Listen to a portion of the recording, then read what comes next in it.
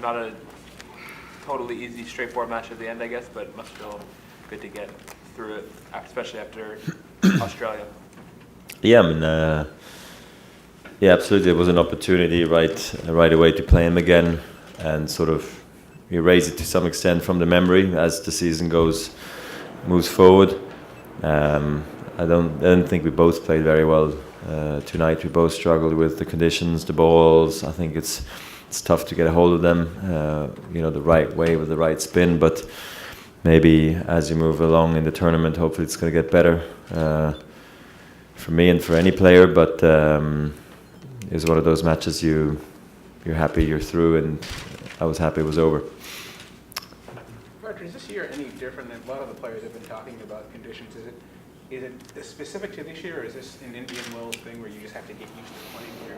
Yeah, I mean, I definitely think the ball flies a bit more here because of the thin air, probably, out here in the desert. But then again, I came from Dubai, where usually also conditions are pretty tough to play in, and I felt better over there.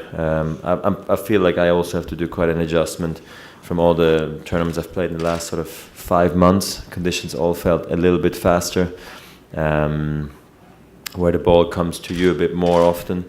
Whereas here now I feel like I have to take a couple of steps towards the ball, especially on the slice. So I'm still figuring out exactly how the court plays and the balls react. So that's why I'm very happy to be in the third round and give myself another opportunity to play in these conditions and hopefully move forward.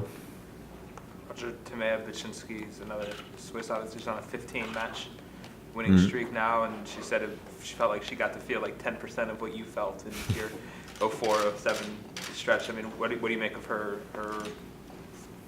comeback and her great form? Yeah, I mean, I think it's quite a fascinating story, actually. Don't know her well enough, to be honest, because she was still very young, and then stopped so early and then came back again. So I only followed it from afar, but now recently I got to see her play a bit more often, and I'm very happy for her that she decided to just give it all she has and leave it all out there. And she's a great fighter on the court, and it just goes to show that if you're professional and you love doing what you're doing, how far you can get. And I don't think her potential is fulfilled yet. I think she still has higher hopes, and I think she's getting the match she was hoping for, playing Serena, I think, tomorrow night. So I think it's a wonderful. It's the best time probably for her to play her, being on a winning streak like this. So I'm very excited for her. Roger, the top 4 guys, all of you have won their majors in the last few years, and Novak hasn't had the kind of dominant years that you had. It's been said from 04 to 07 or even longer periods of time. But do you feel like the last 3 or 4 years that it's kind of been Djokovic's era, or would you feel that way, even though you've been really close, beat him recently? Yeah, I don't know what an era exactly means. Is that 10 years, 5 years, 3 years? Maybe the last 4 years. Okay. Yeah, I mean, and then if you look at those years, I think he has played best, and he's finished number 1 most of those years, right? I don't know, a year-end number 1, how many he has now, but to me it seemed like he's been the player to beat in recent years, because he's stayed injury-free, he's played most consistent, he's won probably most slams in the last few years, and he's, carried that throughout all surfaces. I mean, that we've gotten used to, but 10, 15 years ago, it wasn't so normal just to run through all the surfaces, but he's made a habit, like Rafa and myself, and also Murray, it's normal to play well on all the surfaces, and he's done that very, very well. So I don't exactly remember all 5 years what happened, so I don't want to say anything wrong, but he's definitely played unbelievably well throughout his career, but especially in the last 5 years, I'd say. You've Jack Sock next. Thoughts on what you know about him? Yeah, I mean, I know a little bit. I mean, I know him off the court because we always chat in the locker room and we crack jokes and stuff. But other than that, I know he's got a nice serve, good forehand. I remember watching his match against Raonic in Toronto. I think he played him, lost 6 in the third maybe. So I remember watching that, and then all of a sudden I heard he was injured, and you just hope he comes back strong, and bang, right off the bat he has a great start again. So I'm very happy for him, for anybody for that matter, who's been injured and is able to come back quickly. It's nice to see. It's always a great story, and he's clearly tough to beat, especially here in the States, on the hard courts. That's where he grew up playing on mostly. And as I don't know him very well, it's clearly a sort of a tough match. Roger, it's been said that players don't say interesting things in the press conferences anymore because a lot of them are trying to sound like Federer. Because? A lot of them are trying to sound like Federer. Do Okay. you see Which is that a good thing or a bad thing? I don't know.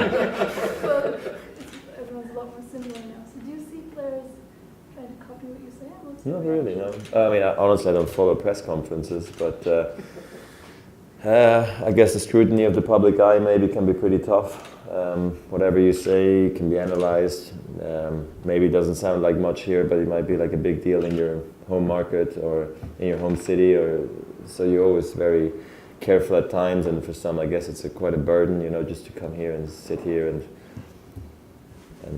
say all these intimate things for some. So they just prefer to, you know, have put the shield up.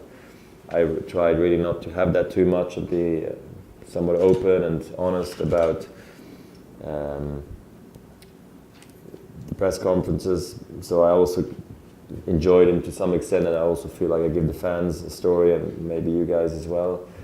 So I try to enjoy it as much as I possibly can, because clearly it's another one today, it's going to be another one tomorrow. I'm aware of that, and this is like 10 o'clock, and I know you're not going to ask me about the break point, you know, in the second set, so all of a sudden you get carried away and talk about things you shouldn't actually be talking about. So you just got to remind yourself sometimes, okay, what are you here to do? Sometimes just get rid of the press conferences, because I do believe we actually do a few too many on the tennis tour, but that's the habit and the grind we've gotten into in recent years. So I don't know what the other players think of the press conferences, but the top guys now have to do a lot of them.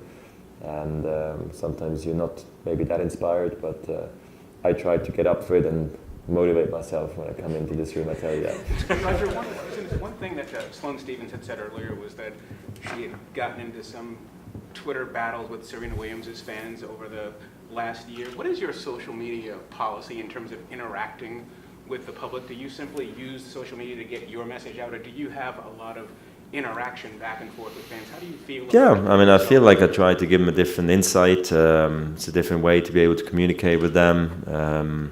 I just try to have fun with it, to be quite honest. I've always liked to take pictures, so I probably enjoy that the most, besides the interacting with fans and giving them a different angle. And I guess to some extent you can control the message, but I'm always very careful to, you know, as well, what you say or do, it goes back to the same situation. I don't really get in trouble doing social media, so I'm still fairly new at it, but so far it's been a good experience, and the vibe on the web has been actually somewhat nice, I must say, actually very positive, very encouraging.